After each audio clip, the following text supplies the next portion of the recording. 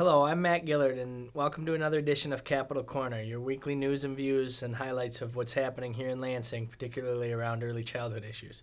Well, the legislature is back in full swing after a couple of months off over the summer here, and they've gotten right back after it on some controversial issues, none of which really are directly related to early childhood. What's really dominating the discussion in the legislature right now are some education reform measures that have been introduced in the Senate. The most controversial of these measures center around school choice and giving parents more choice in where they want to send their kids to school. Some aspects of the legislation include lifting the cap on the number of charter schools that universities may commission in the state, and then also requiring all public school districts to open up their boundaries to school of choice students. These are two very controversial issues amongst the education community and are generating a lot of discussion and debate in Lansing on those topics. There's also a third measure that's very controversial called Right to Teach, which is some legislation that's been introduced also in the Senate that would basically put into law that teachers should not be required to join unions. This is seen as an anti-union measure. It's kind of right to work for teachers, and as you can imagine, is quite controversial as well. The Snyder administration seems to be pushing the school of choice pieces of this legislation, but not the right to teach aspect.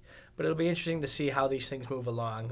I look for also some retirement reform measures to continue to pop up as these education reform agenda is pursued. On a couple of different fronts, not necessarily legislative related, there was some news on early childhood this week. This week, Governor Snyder issued his special address on health care to the legislature. He did that on Wednesday in Grand Rapids. Basically, if you remember, the governor has done a series of these addresses to the legislature and to the state on different issues. The education one back in the spring is when he announced that he would be creating the Office of Great Start. More on that in a minute. But in the healthcare address, the governor did focus on some early childhood aspects. He did call on continued and even increased state commitment to home visitation programs as a way to reduce infant mortality and provide healthier outcomes for our youngest citizens. He singled out the Nurse-Family Partnership as a program that has seen some success in some communities, but also reiterated that the state, or he will at least, be committed towards increased investment, and along with the federal government, in critical home visitation programs that serve our youngest citizens. This is a positive step and something we'll continue to monitor and work closely with the administration on to make sure that this comes to fruition and we get expanded access to critical home visitation programs for our youngest citizens and families of young children. Also, if you remember, I mentioned the Office of Great Start. At the end of June, the executive order was issued by Governor Snyder creating the Office of Great Start.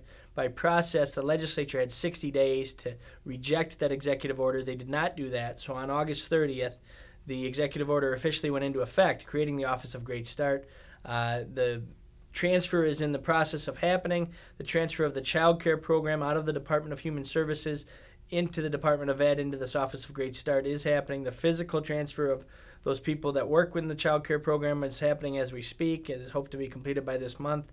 There's a memorandum of understanding that's been agreed to between the Department of Human Services and the Department of Ed, and there are addenda to those being worked on as we speak. So this is all an exciting time, and we're continuing to move the ball forward on the creation of this Office of Great Start, and then really helping this Office of Great Start realize what is in the best interests of young children and families of young children in Michigan by bringing in together and more coordination around state-funded programs for our youngest citizens.